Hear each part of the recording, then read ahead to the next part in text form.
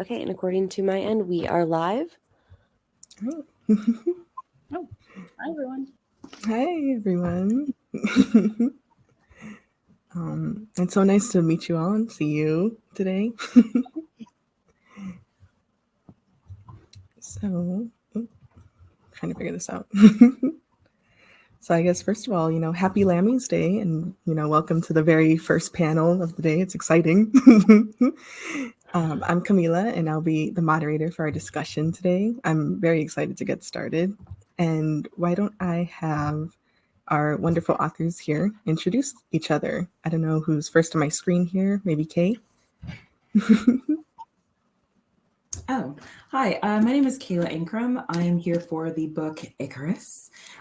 This is my fifth novel. I write exclusively LGBTQ fiction, focusing primarily on bisexuality and like rural American life and community and the concept of queer community. I'm very excited to be here.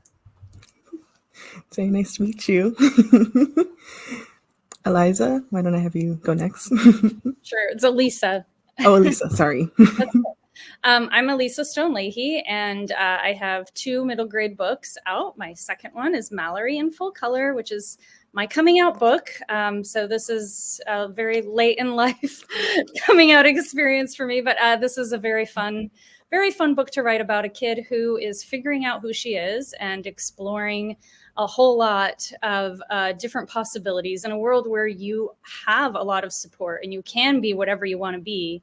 And you're 12, what do you do? So Mal is a social chameleon. She'll be whoever you want her to be. And it's really hard for her to figure out what that actually means for who she is inside. And there's one place where she can do that. And that's her secret sci-fi webcomic that she publishes online, which she is not allowed to do.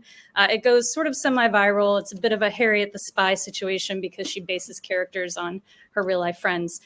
So there's a lot of fun stuff in this book. There's a drag queen story time. There's a first crush. It was a lot of fun to write, and I hope it's finding those kids who need it most. And Lee. Hi, everybody. I'm super excited to be here. So you just heard Kay does YA, right? Icarus is YA, and Elisa, you did a middle grade, and so I'm here to represent the picture books.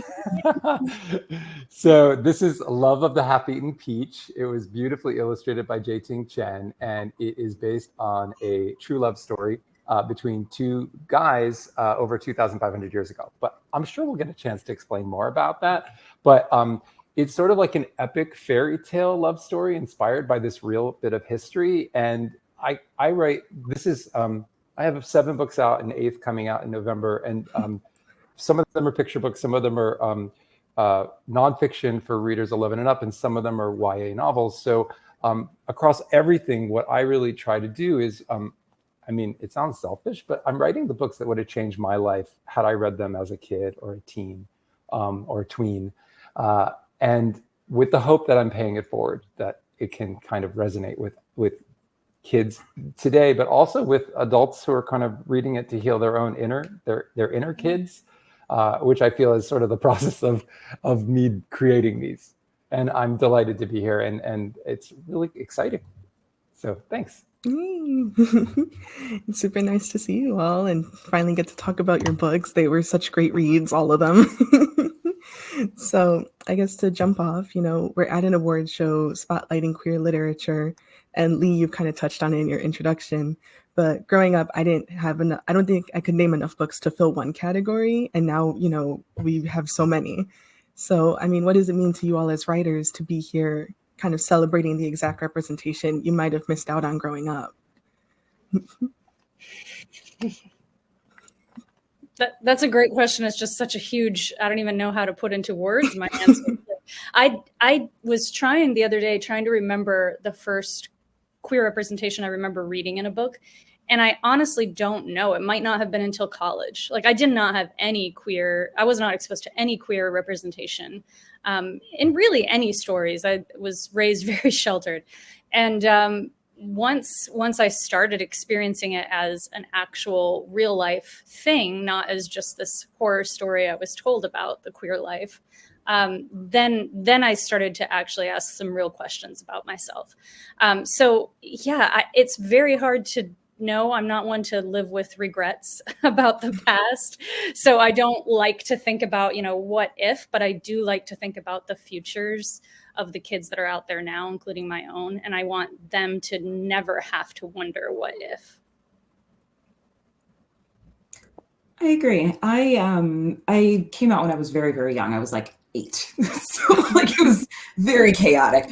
But because of that, I had like a really firm sense of identity. So I was like, okay, well, this is what's going on with me. If, you don't really like it, that sounds like a personal problem. I was very like a self-assured kind of child. So when I was really young, I was reading a lot of extraordinarily older LGBTQ representation. I felt that it was very important to have an understanding of a community that I belonged to, that I, awakened to the concept that I belonged to. So I was reading things like The Price of Salt when I was at 10. I was like, I need to find the lesbians immediately. And I was like, okay, I need to read like Link's Keys, like just lots of older stuff. So I grew up with an understanding through deciding that I wanted to be a writer when I was really, really young, with this understanding that there was a time period very long ago when it was significantly easier to produce this content and have it distributed, and that I was not in that time period.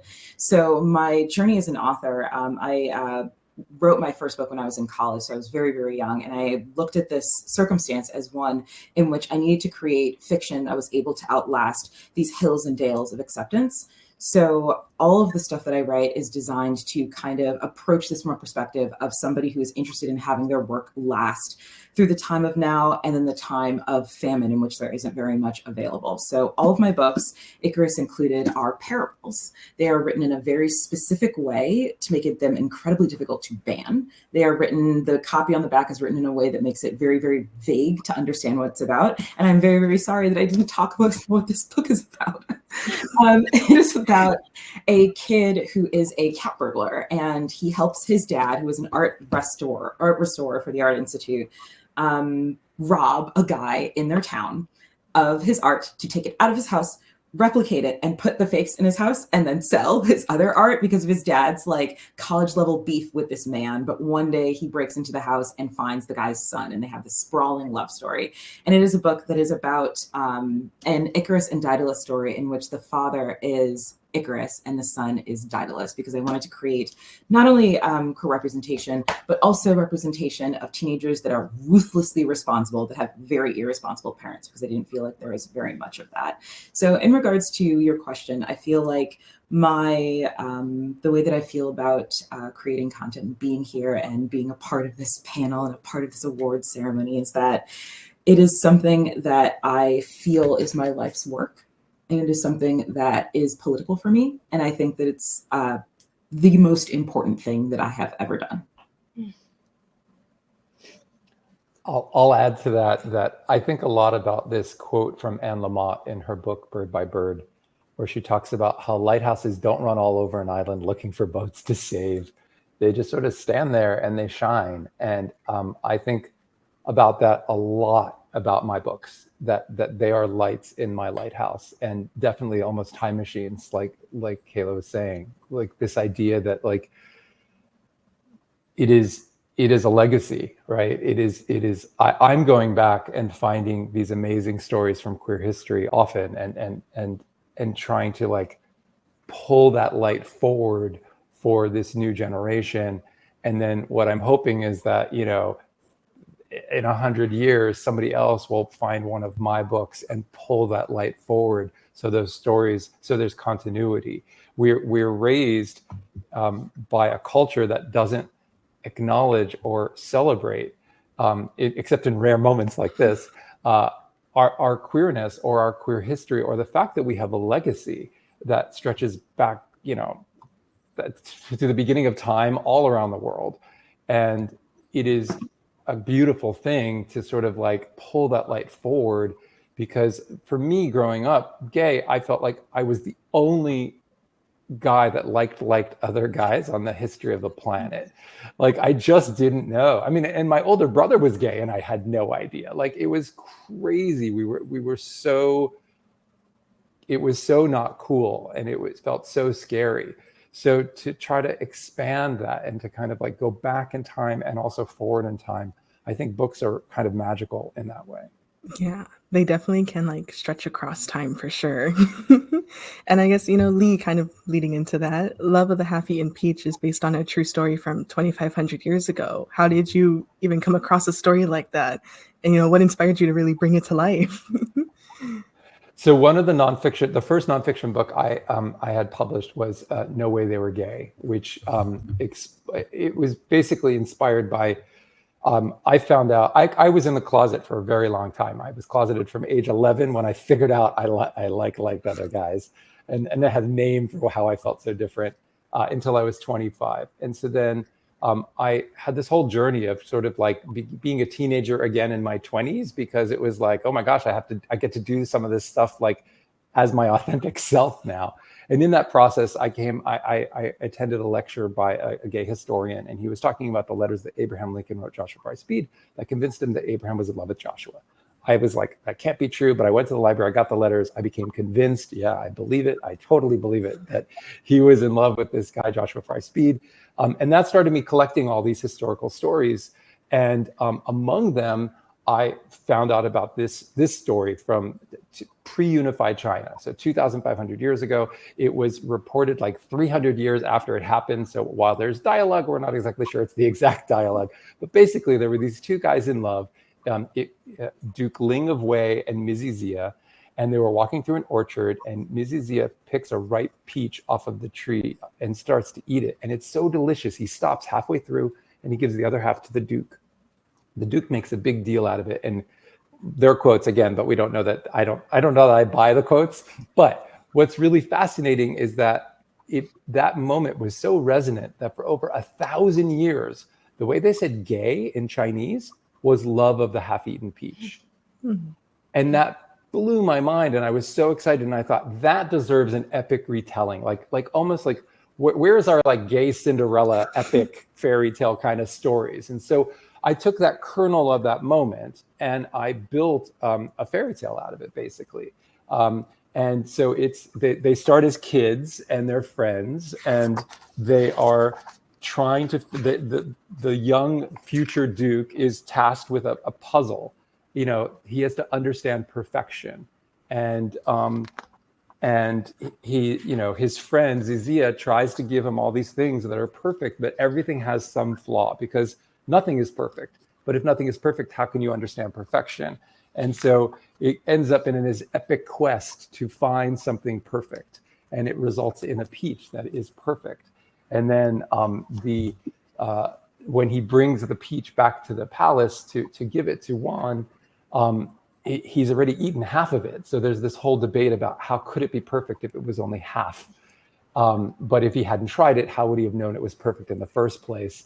And there's a whole argument among the court, and the Duke puts his hand up, or the future Duke puts his hand up and says, it wasn't the peach that was perfect, it was the sharing of it. Because that moment of love is what resonated through so much. And then, everybody comes to know their story, their love story, which is love of the half-eaten peach.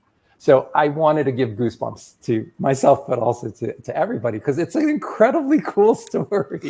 It's very philosophical too. I love that. Thanks. I love the imagery of the peach and like what it really symbolizes, especially like knowing the history behind it. I love it. And we've all had that peach that looks beautiful, right? But tastes kind of mealy and horrible. And you're like, so you get it, right? Like it's this existential dilemma. Do I try the peach? But if I try it, it's no longer a full peach. So is it perfect? And it's like, no. Wanting to share something with someone you love, which I think is a very kid-friendly way to talk about love. And like when you want, something is so wonderful that you want to share it with someone you care about, like that's a really universal kind of thing. So, and the illustrations are just incredible. Yeah. I mean, at the heart of all your stories, there's just this celebration of queerness and the love and bliss that can come from it. Why was it so important to you as writers, not only to include queerness, but to kind of choose to celebrate it in your stories?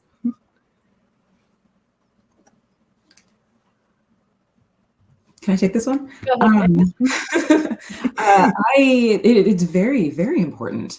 I feel like when you are reading a book as a kid, like as a teenager, but as a kid, generally speaking, they're very personal, they're very private. It's like the author is sitting behind you or in front of you telling you this story. There's isolation in it.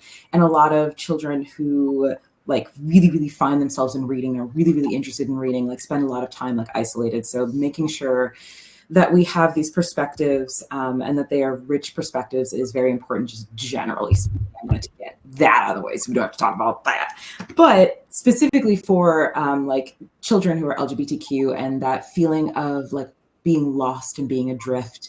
For some kids, they do what I do where I'm like, I can't possibly be the only one. And I just go straight into research. And then other kids who are like, I am the only one. Like that is such a horrific and isolating experience. And having a book where not only is that kind of, you know, that expectation kind of bucked, you have the portrayal of this as something that is beautiful and something that is, you know, special, but also something that is wholesome and something that is, you know, a part of the human experience.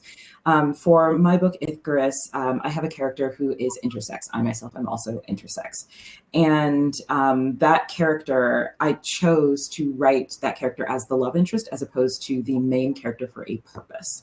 I wanted this moment that I had when reading a book that we're not really messing around with this book. People don't like it anymore. It was a very old book that had a character that was the like love interest perspective that was trans. And as a kid, I was reading it and I was like, that's the most wonderful thing I've ever heard. And I wanted to showcase this element of myself through the eyes of someone who already loved them. Mm-hmm. And I thought that that was very, very important and a very unique perspective to take, because a lot of books about different types of marginalities are like, this is what's going on with me. Here are my anxieties. This is what's happening. I'm so upset. Or, you know, this is what's my external perspective is creating problems for me. And I wanted for this perspective to be, this is a person that I understand, and I'm just learning one more thing about them. And the thing that I'm learning that makes them unique and makes them special is something that I find to be not only very beautiful, but something that is historical and there's roots in that history. So I had the main character, the kid, be an art-focused person who looks at this intersex person and is like, of course.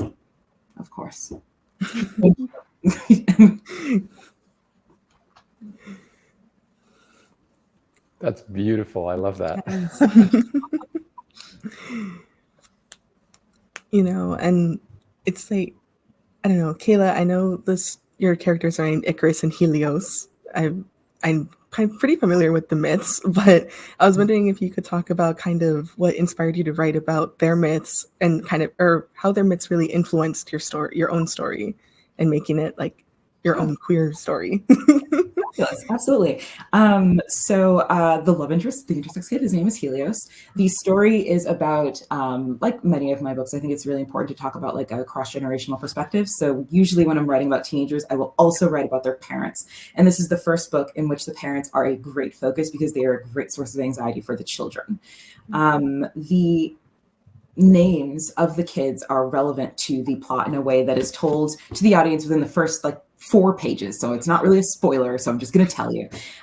Icarus is not named after Icarus, the guy who falls. He's named after the fern, the plant, because his mom was like a huge plant person. And you're told that in the beginning of the book because you're expected to understand that this kid isn't about to have the Icarus experience. He's not running towards the sun. He's not, you know, all of that stuff and whatever. He's just a guy and his name is Icarus and that's it.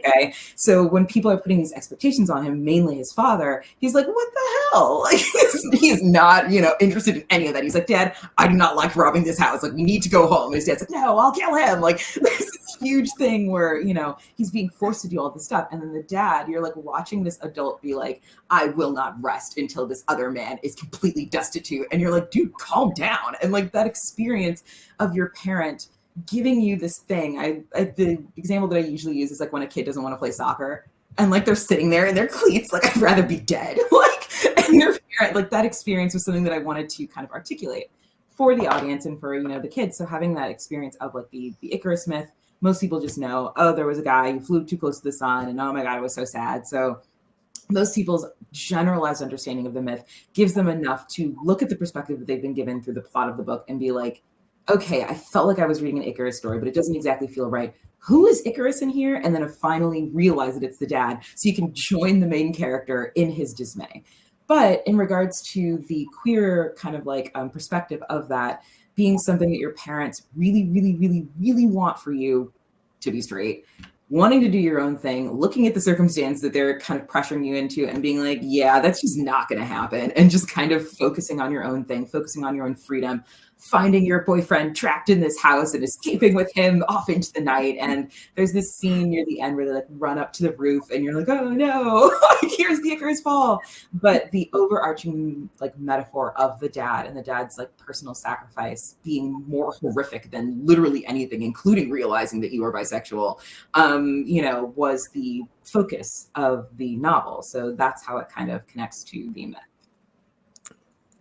It's very interesting. I loved your take on it. So, I mean, growing up, queer, I didn't realize I was gay until much later. But, just I knew from the beginning that I was somewhat. But I saw myself in a lot of your characters. And I just wanted to know if there were any kind of real life experiences that may have influenced your writing, or you might have injected it somewhat if in like a broader theme or like a specific moment in your book. I feel like bits of me are all throughout all of my books, so that's a hard question to answer with one specific thing.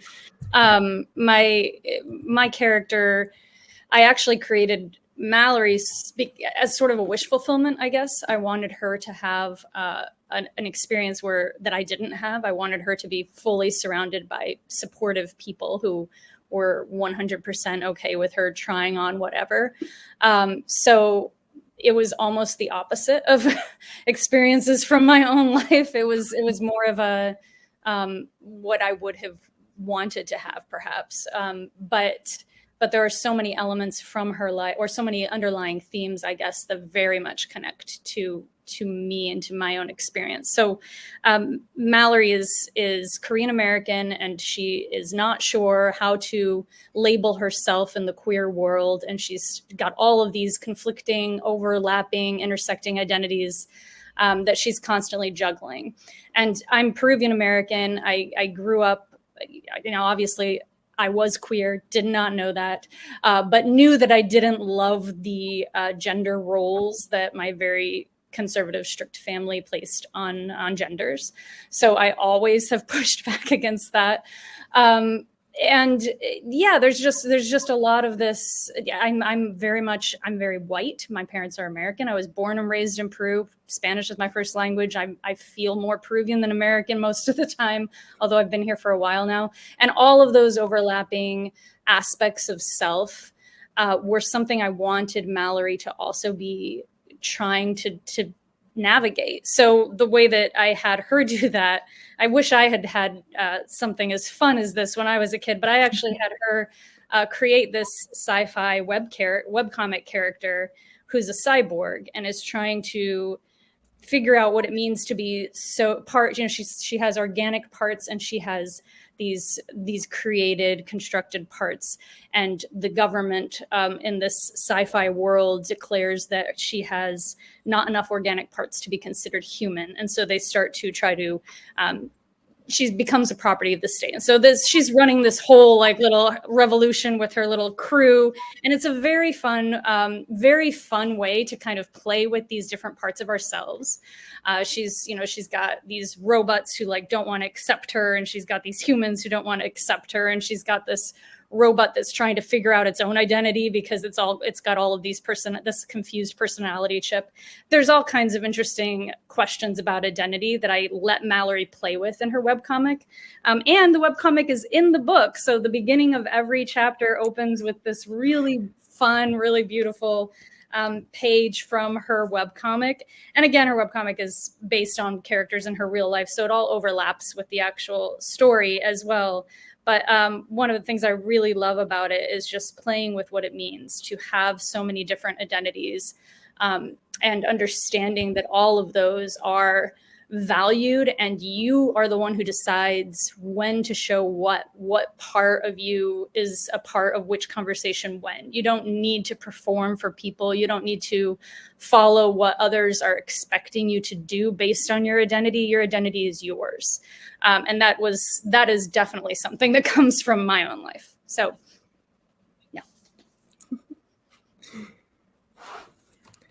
for my book, I mentioned kind of earlier that my books are parables and they're designed to kind of like last in certain periods of famine. One of the things that was really important to me was to illustrate a type of world that existed at certain points of time. And in those worlds, that was very important was like queer friend groups and like just the way that they are. And I had like a fair amount of them when I was growing up. And when I was a teenager, I'm a city girl from a city school. So it was a little bit more capable to create those kind of dynamics, even when we were in time periods in like the, early 2000s when things were significantly rougher than they were recently. Spending time designing friends that kind of automatically understand, that have these like things about them where like there just doesn't need to be a discussion. You kind of like find each other without really looking or being like, this is what's going on with me, what's going on with you. You just kind of like gel and you're like, oh, we share this commonality. Love in a series of gestures is also an important thing from my life that I put in this book that is a part of those friendships. Being comfortable, being more touchy, having those physical connections, having, intimacy through sharing, intimacy through care, intimacy through feeding each other, and the value of your friend's home is also a thing that was like really strong in regards to like queer friendships and queer environments that I found to be very life-saving, that I also put in this book, because what I want for is to be something that a kid of today reads and they're like, oh yeah, this is exactly like my friend group at school. They're not really, looking at it. They're just kind of like, that sounds reasonable. For kids who are living in these periods of famine or living in places where they have famine currently, are like, this is something that could exist. This is something that is my birthright. This is something that belongs to me that I don't currently have, but is out there for me to get, because eventually you get to leave home and eventually you get to create these kind of dynamics if you are in an environment that fosters that. So that being something that is a type of hope that I can give a child is very, very important to me, and is something that comes from me and my experiences that I'm desperately trying to share, because I understand how privileged I am to have been given the opportunity to see what that looks like while I was growing up. Yeah. I love that, and that idea of hope and giving hope to the readers who are experiencing our stories. That's so resonant.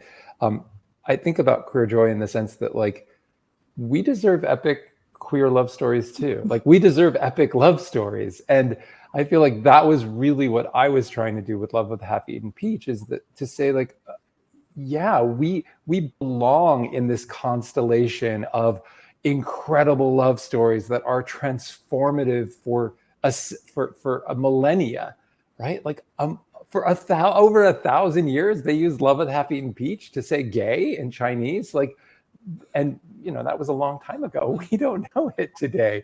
So to be able to like reclaim that and to be like, yeah, we deserve epic love stories that are so resonant that for 1,000 years, people will be talking about it. It's not, we don't have to just sort of try to find ourselves in the sort of the heteronormative straight love stories of cisgender people. Like there are other love stories out there. And I think that it's like, as soon as you know one story that is our queer legacy, it breaks the myth that the only stories that exist are the stories of the majority and the people in power. Actually, majority is not actually accurate. That's why they're so freaked out, because they're not actually the majority.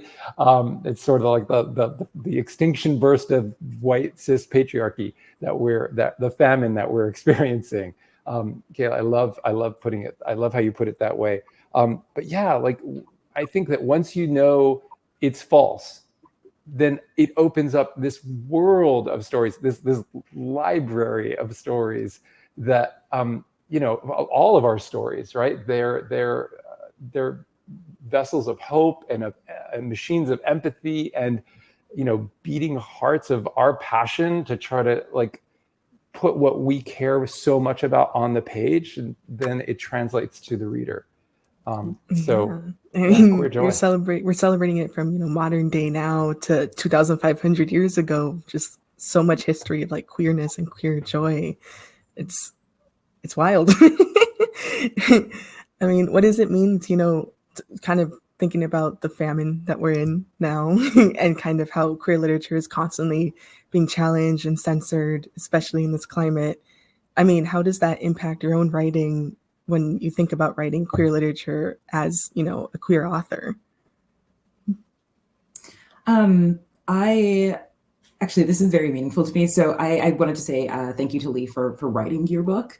I think that the lie of newness is a unbearable cruelty. So stories about the past and community from the past and justice from the past are like immensely meaningful. And I would definitely not be here today if I hadn't had that opportunity. And the work that I was reading as a very young child was old. I was reading like Run, Mellis, Run, which is like from 1940s and like looking like really, really far back into time for representation. And that's like, to be honest, that shit was real difficult to read. And having like a picture book is just, it's very meaningful to me. So I just wanted to take some time to say that. Also, I feel like the choice to write what I have chosen to write is very impacted by that perspective as well. I think that writing or talking about like the concept of the hills and dales and all of that stuff is something I've been doing since the beginning of my career. I think I, published my first book. I was 24 when it finally came out, even though I wrote it when I was 19. And I've always told that story and talked about that metaphor. And this was like 2017 when it came out. And I would be on panels with authors talking about this, and they'd be looking at me and like the highest high of the highest hill. And they're like, why are you talking about this? Like, we need to be talking about being celebrated and finally having an opportunity to use our voices. They were just kind of like very hand wavy about it. And I've been telling this story like year after year after year and watching other authors' faces go from being like, whatever, to being like, maybe things are, and like as stuff gets worse, watching people get really sober, watching people nod their head and be like, this is something that's true. Like, this is something that's really meaningful to listen to and everything like that has honestly been traumatizing, because I've been living the experience that I've feared as a child, and knowing that I made sure that I was ready for it does not allow me to escape the horror. So this is something that like is the core tenet of my career. Your question is everything that I have ever done has been in awareness of that thing that you just asked me.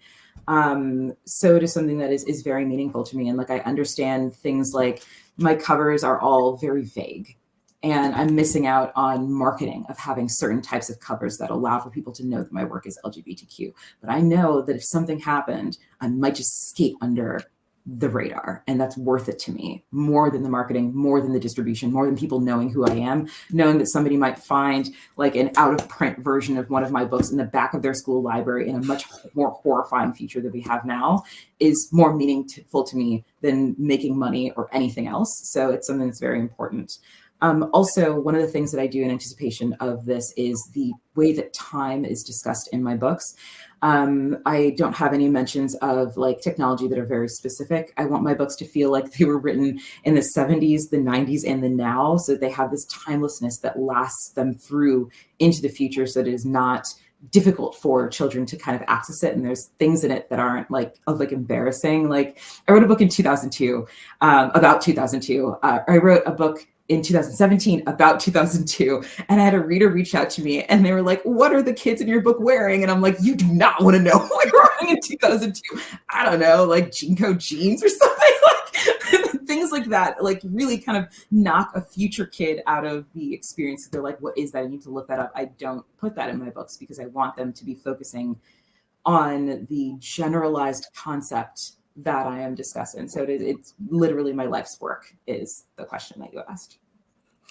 That is so fascinating, Kate. Like, it's really interesting to hear about that, how you have had such a big picture understanding of writing and stories and where they stand in relation to the culture. And that's really phenomenal. I think that probably comes from the fact that you had this wealth of books you were reading that were from such an expansive time. Like you were reading these older books that gave you this concept, right? That you understood kind of how literature changes and how it reflects culture, and you looked for ways to like put your work out that it would kind of rise above that. That's very smart.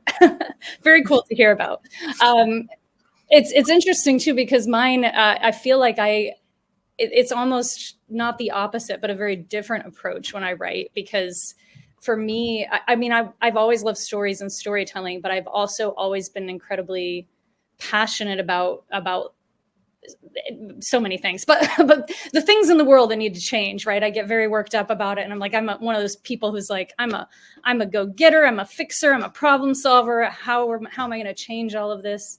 And I remember when, before I like even really considered writing as an actual thing that I could do, I was going through all of the ways that I could potentially change the world. Like, what are the things that most need to happen? So there was a time when I was going to go into politics. There was a time where I thought I would study economics because I saw that as kind of the foundational, that affects so many things, foundational policy that injustice seems to stem from. That's a terrible idea for me. Economics is not where I belong, but I thought that was maybe what needed to happen for me to change the world.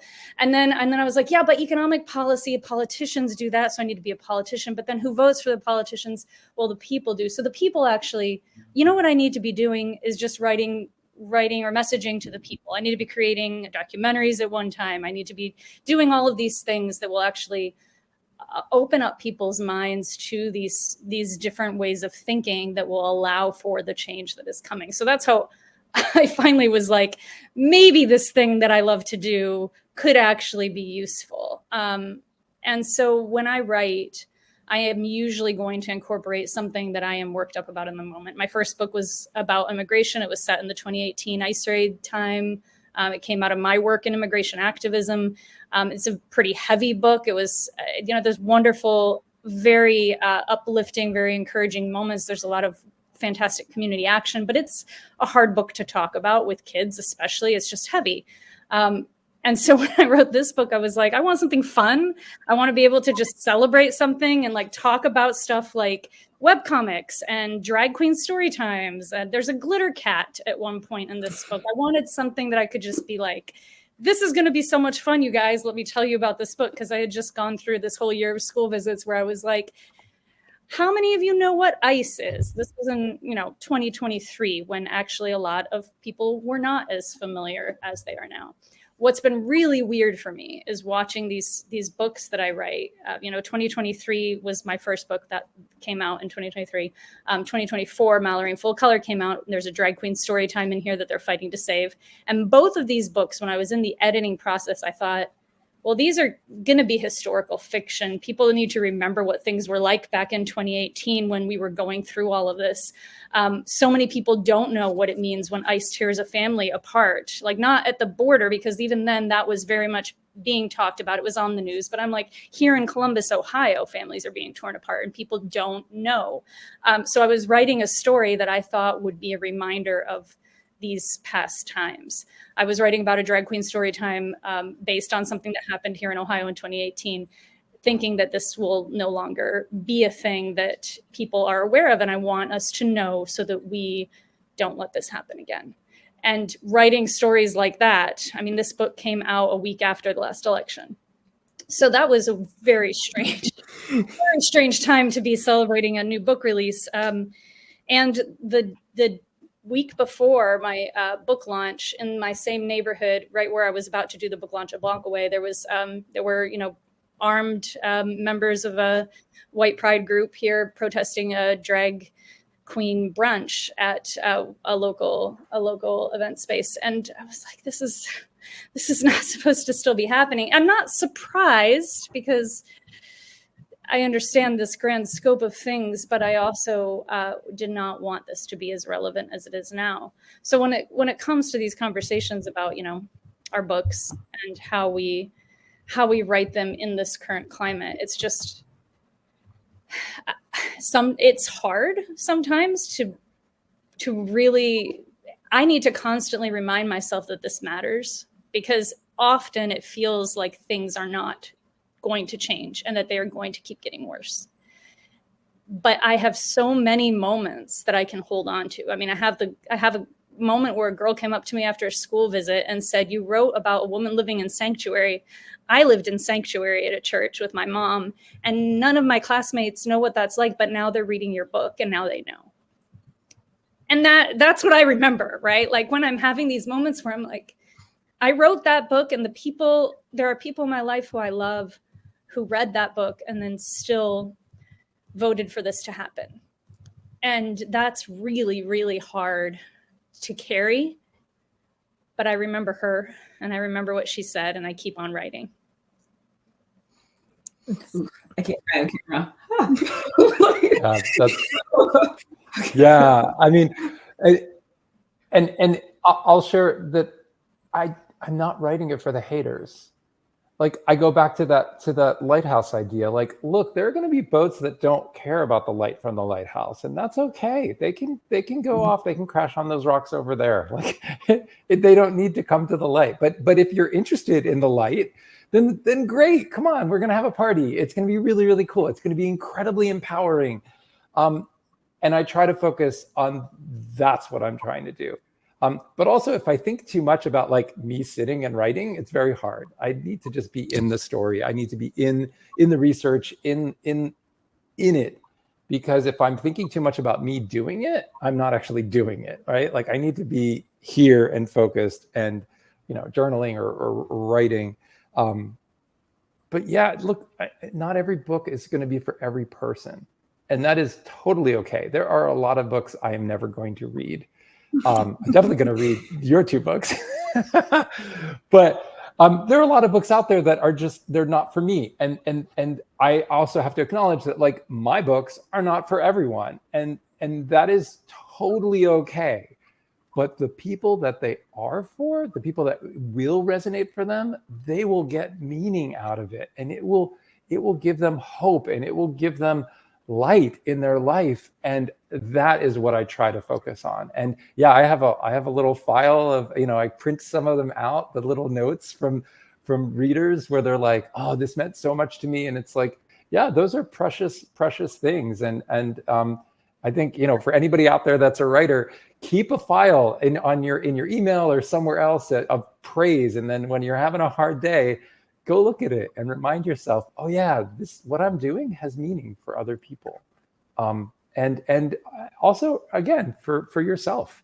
I think that, like, I think of all the ways that I tried to protest over the years and tried to, fight to be a good ally. Because I, as a gay man, I really feel like, okay, I'm the G. I have to be an ally to everybody else in our wonderful, LGBTQIA2+ alphabet soup of a queer community, and also to women and people of color and disabled people and immigrants and like everybody that is not getting an opportunity and is being sort of like pushed down and tried to suppress their natural joy and possibilities.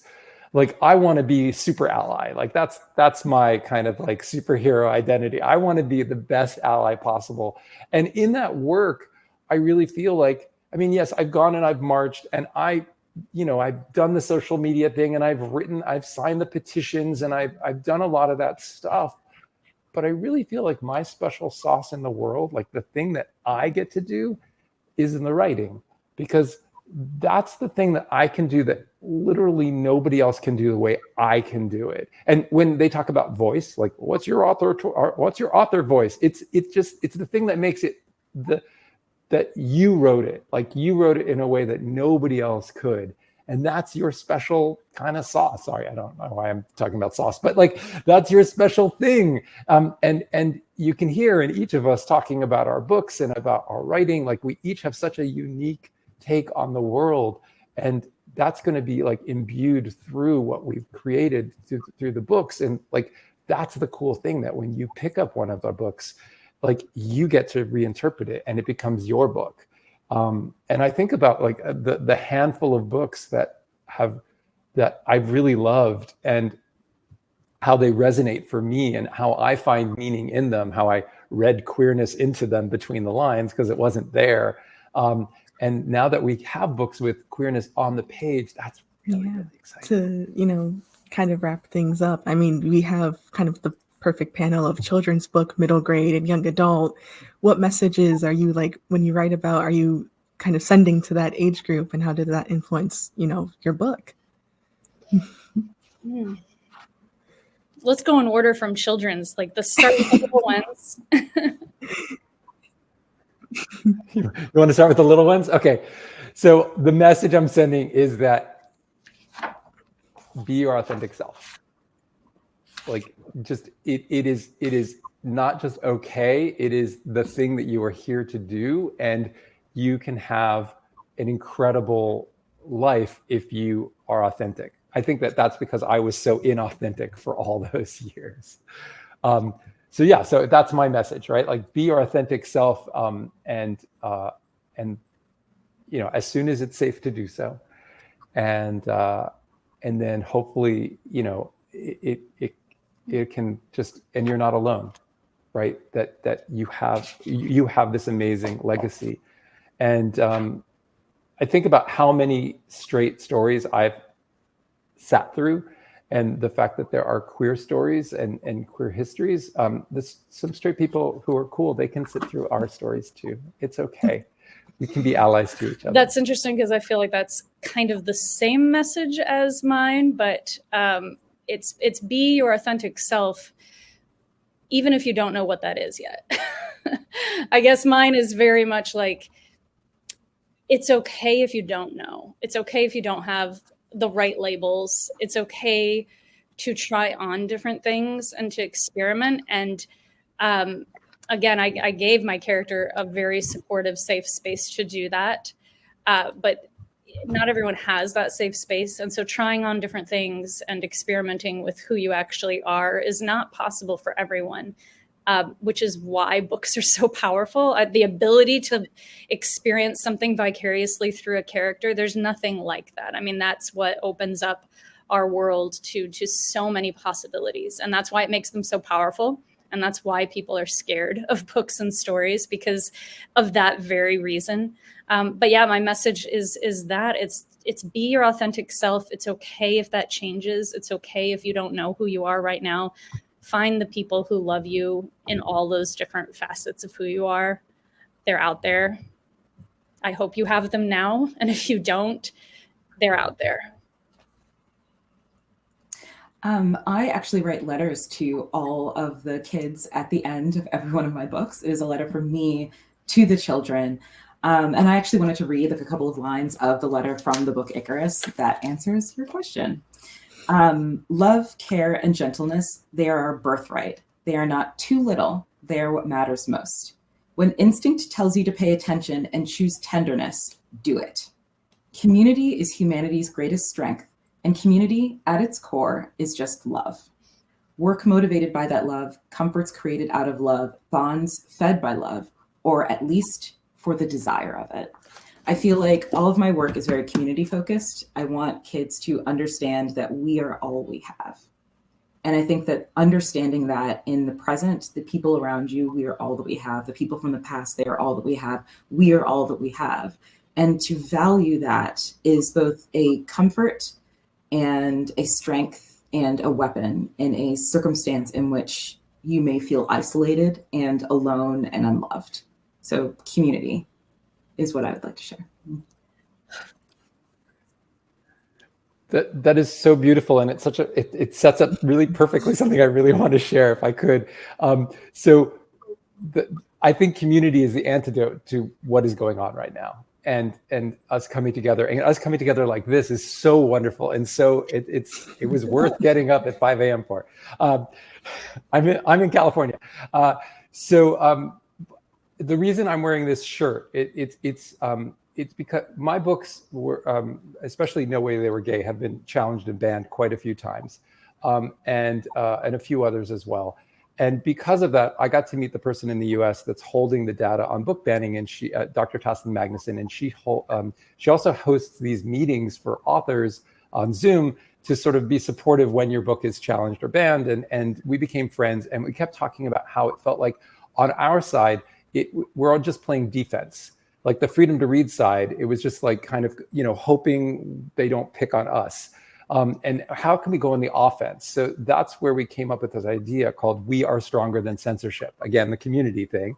And the idea is that we're raising money to buy and donate 2 books to offset every 1 book challenge. So the shirts and then our logo is We Are Stronger Than Censorship, and you can see the O of strong. It's a do not enter sign that's opening up to reveal it's a book being read, and so the idea behind the project is that a lot of us together, we can make a really big difference. So like every shirt, we have strong like a reader, strong like a writer, strong like an author, strong like an editor. We have all these different versions, and every shirt includes a donation of $16 to buy 2 books to offset 1 book challenge. And so far we've raised, we've offset over 1,350 challenges with 2,700 books that have been donated. And we're working all across the US to try to distribute the books with a lot of different organizations. And we have 20 different independent publishers that we're buying books from. And the thing about the book banning that people don't understand is they think it's about the books. It's not about the books. It's about creating a chilling effect that makes librarians and teachers afraid to bring in any books that have any diversity at all. And what we're hearing is that chilling effect is really, really impacting not just authors like us, but it's impacting publishers. We're hearing from some independent publishers that their sales to schools and libraries are down 50%. I have a day job at a nonprofit called the Independent Book Publishers Association, which is how I know that. But so really it's us together, pushing back against these book bans, whether it's through programs like We Are Stronger Than Censorship, whether it's, joining your local school board, whether it's speaking up at a meeting, whether it's saying thank you to your local librarian for having queer books in the library. There's lots of things that each of us can do to move it forward. And probably the best thing, if you're watching this, is if you read one of our books and you love it, talk it up, because that's how books get successful, through word of mouth. So together we really can make a change, and it is incredibly something to celebrate that there are so many categories in the Lambda Literary Awards, that there are so many books, and it's very subjective. We've had lots of other, this is not my first book, but it's my first time that I have a book that's a finalist in the Lambda Literary thing. And it doesn't mean the other books weren't lovely too. There are so many books that go out every year now. We're so lucky, even in this time of famine, even as the numbers start to decline because of fear on the part of publishers too. Let's really celebrate what we have, and let's celebrate each other's books. Amazing answer, all of you. It's been such an honor to talk to all of you, and thank you, for such insightful answers. I think we have enough time for just a few audience questions. If any participants want to throw it in the chat or in the question box. Lee, are you able to put a link in the chat to your to that? Is it an organization or a program? Yeah. I don't know, but. So it's a program run by 2 nonprofits. One is the one I just said that I have my day job with. It's called the Independent Book Publishers Association. And then we have a 501c3 partner, which is Every Library Institute. And we should also acknowledge that tomorrow is the start of Banned Books Week. So, which I wish they had called Freedom to Read Week, because I don't want us to be celebrating banned books. Again, I don't think it's not about the books. But you can champion the books, and that will help. So there's a ton of cool programs that are out there that you can tap into, including today, all the cool stuff today. But yeah, so I just popped the chat. It's We Are Stronger Than Thank you so much. I'm Censorship.org. definitely going to be checking it out, as I'm sure many of us will. We have a question from Aaron that says, "What have you learned about yourself through your writing?"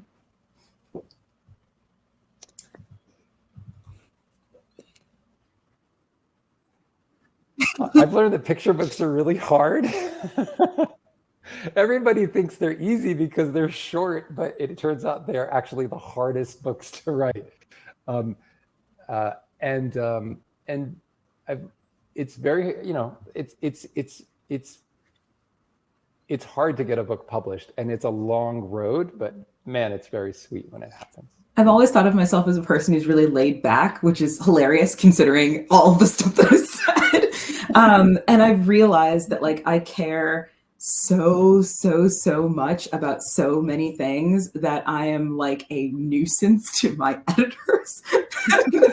And I feel like, you know, being a person who's like, I'm going to be annoying to someone who has been very nice to me and given me many thousands of dollars is something that like I've had to kind of figure out how to do and like how to accept about myself and be like, I'm the person who is going to be like, we have to have this, or we don't have to have this, or I want the cover to look this way, go back to revisions thousands and thousands of time. It needs to be perfect. It needs to be perfect because it matters, you know, and that's more important than being like, you know, oh, I'm just easy to work with and I'm so nice and all of that, which is kind of personal and not related to like queer fiction at all. But I think that for a lot of people who are watching these, there's probably a lot of writers in there. So I like to kind of, you know, talk about writer problems. Speaking of writer problems, so yeah, like what I think that one of the things I have learned about I knew part of this. I know that I am someone who likes, I'm a very futuristic thinker. I'm always looking ahead. I'm like, what's next? What's next? What's the next thing? The next new shiny thing. And when you are writing, that makes it really hard to stick with something and finish it. And also to not just go in every single possible branching direction that a story wants to take you. So I mean, when I first started writing, I was not writing middle grade at all. I was writing this adult epic multi-POV fantasy, which I am still writing, and I cannot wait to finish it. It's going to be so much fun. But this thing does not end because I get so excited every time there's a new idea. Every time a character has a fun side quest, it just snowballs. And so a lot of it for me has been raining in my brain. I've had to learn to like, you know, truly just like pull on those reins and be like, just stay with it, stay focused. So when I chose to write middle grade, I actually did that very intentionally. I thought this book is never going to be done. This just keeps going. I need to figure out how to write first. Like I really need to learn what I'm doing. So I thought, well, what is something that's doable that I can't just like epic fantasy could truly go on forever. Like I could just have an unending series with this thing if I wanted to. What do I have to like control? I thought about picture books and I was like, no, I'm not ready to do that. That's too controlled. Like I cannot pack it into, that is hard. So I was like, well, middle grade, I can do middle grade. My kids were at that age. I was working at the library with kids. I was reading a lot of like middle grade books. I love Erin and Trotta Kelly's books, by the way, Erin. Thanks for this question. And so I thought, okay, this is an area that I can work in. Like I know this genre well. And I know immigration in Columbus because I'm doing immigration activism in Columbus. And this is something I care deeply about. So I made a very conscious choice to tell a very specific story in order to teach myself how to do that. And I'm so glad that I did that because that is a thing that I will constantly be teaching myself how to do because my brain will never not want to add every single fun thing that I think of to a book. So it's going to be a constant learning process, but it's definitely something I'm aware of in my writing. Yeah, wow. It's so nice to have a conversation with you all. I think we're just about done. Thank you so much, for answering all these questions and for being able to discuss all this. The importance of queer representation, especially in youth literature, is so important right now. But yeah, so thank you so much. Thank you so much to all the audience as well. Thank you, Erin, for the question. It's been such an honor, and I hope you all have a great rest of your LAMMYS Day and good award ceremony.